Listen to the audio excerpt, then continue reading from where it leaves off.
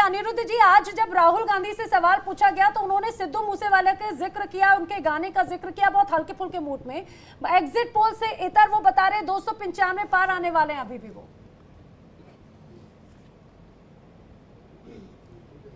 अभी विवेक जी कह रहे थे कि एक पैनलिस्ट थे, वो कह रहे थे, मैं नाम नहीं मुझे इनका रिकॉल हो रहा है, कि ये जो इंडेक्स बना है तो इनका इंडेक्स मीडिया का वही बनाया है जिसने हंगर इंडेक्स बनाया हुआ है कि श्रीलंका जो है भारत से हंगर इंडेक्स में ऊपर है, जो कि भारत उसको अनाज देता है।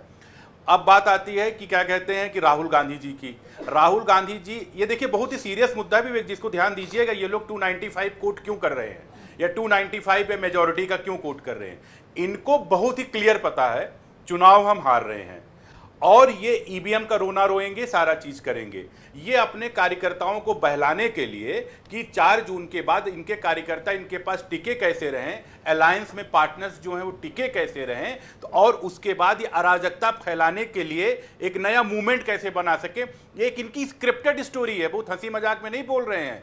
ये लोग एनार्किस्ट है। आप ये देखिए, इनके पूरी हिस्ट्री उठा के देखिए, अरविंद केजरीवाल की और राहुल गांधी जी की। ये कंस्ट्रक्टिव पॉलिटिक्स नहीं कर रहे हैं ये लोग। 2014 से जब से भारतीय जनता पार्टी में मोदी जी की सरकार है, इनका एक एक देखिए, चाहे जेएनयू का देखिए, चाहे जहां के देखिए, कहां कहां के इनके कनेक्शन मिलते हैं। ये 295 ऐसे नहीं कोट कर रहे हैं, ये बहुत ही सीरियस, ताकि 4 जून के बाद ये कहें कि ईवीएम हैक हो गया था, डेटा में प्रॉब्लम आ गया था, ये हो गया था, बैलेट से वोट होगा, फलाने से होगा। ये सारी स्क्रिप्टेड स्टोरी इनकी है और उसके बाद अराजकता के एक माहौल पैदा करें और इनके कार्यकर्ता इनके पास कहीं न कहीं टिके रहे। एक बात ये होती है। दूसरी बात जब ये आती, मैं 1 मिनट में थोड़ा 10 सेकंड लूंगा, क्योंकि मैं खुद आईटी का विद्यार्थी हूं और बीजेपी यूथ विंग का मैं फाउंडर नेशनल आईटी हेड रहा हूं, तो मैं एक बात ये जरूर लूंगा कि जब ह्यूमन इंटरवेंशन कम होने लगता है तो उसमें क्या होता है, एरर का चांसेस बहुत कम होता है। और आर्टिफिशियल इंटेलिजेंस का यूज करके जब हम किसी डेटा को इंटरप्रेट करते हैं तो उसमें एरर की चांसेस पॉइंट समथिंग % में होता है।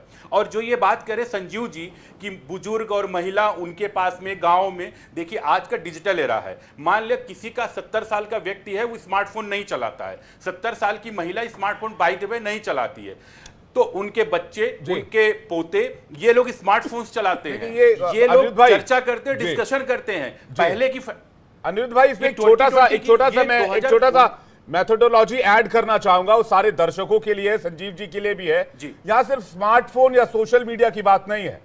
हम जो जीवन जी रहे हैं वो डेटा बेस्ड ही जी रहे हैं। एक परिवार अगर महीने का 5,000 खर्च कर रहा है, वो अगले महीने अगर 6,000 रुपए खर्च कर रहा है, तो वो एक डेटा है कि वो परिवार समृद्ध हुआ। एक परिवार अगर 5,000 खर्च कर रहा है और अगले महीने राशन 4,000 का खरीद रहा है, वो भी एक डेटा है।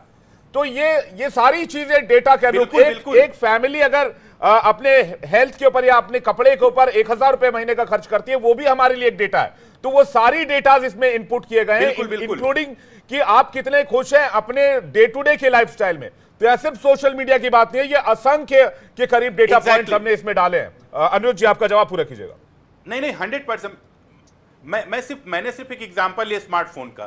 जो आप बता रहे हैं वो बिग डेटा का पूरा एनालिसिस ऐसे ही होता है। आर्टिफिशियल इंटेलिजेंस एनालिसिस ऐसे करता है कि भाई हम अपनी लाइफ में हैप्पी कैसे हैं, हम करंट हमारी जीवन शैली कैसी है, हम क्या बाइंग कर रहे हैं, हमारी बैंक कैपेसिटी कल कितनी थी, आज कितनी हो गई, ये सारी चीजें उसमें इंक्लूड होती हैं। तो उसमें एरर के चांसेस बहुत कम होते हैं।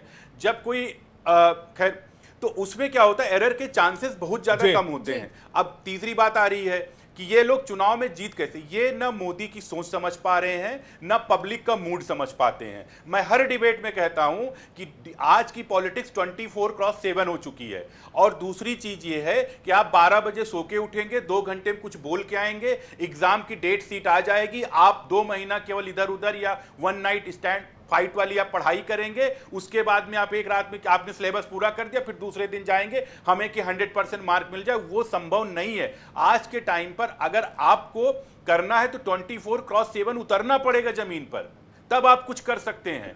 कि मोदी की तरीके से कमिटमेंट, डिलीवरेबल, स्पीड, स्केलेबिलिटी, ये सारी चीजें होती हैं कि जनसंघ के टाइम से जो मुद्दे थे, राम मंदिर 370, उनको लेके आगे लेगेसी बढ़ी। और इनके पास क्या, परिवार और करप्शन की लेगेसी, 2 ही चीज थी। नहीं, उन्होंने कई सारे मुद्दे रखे थे, महंगाई, बेरोजगारी, हर कुछ का। नैना, आप अपना सवाल पूछ लेगा, इस पर सौरभ जी का सिर्फ रिएक्शन चाह रहा था। जी अनिरुद्ध जी, बात पूरी कर लीजिए। आप बोल लीजिए। जी, देखिए महंगाई बेरोजगारी, देखिए मैं 2004 से 2014 का देख लें ये लोग कि रिटेल इन्फ्लेशन क्या था, इनका जीडीपी का वहां पे क्या था, फिजिकल डेफिसिट क्या था, फॉरेन रिजर्व क्या था, डिफेंस एक्सपोर्ट क्या था, क्या चीजें थी। आज देखिए कि हम इनके जो कैम्ब्रिज के पढ़े हुए इकोनॉमिस्ट थे उन्होंने सोना को गिरवी रखा, और जो एक तीन बार का सीएम और उसके बाद प्रधानमंत्री बनते मोदी जी, वो क्या करते हैं, वो लेके जिनको चाय वाले नीच और तमाम गालियां देके ये लोग बेइज्जत करते थे रोज, उनके माँ बाप तक को नहीं छोड़े। उसके बाद आज देखिए डिफेंस एक्सपोर्ट में हम मल्टी टाइम्स हम आगे बढ़ के चले गए। हमारा आप हमको देखिए फॉरेन रिजर्व देखिए वो आज की कंडीशन में क्या है। अगर आप क्या कहते हैं रिटेल इन्फ्लेशन देखिए उस टाइम का और आज का कवर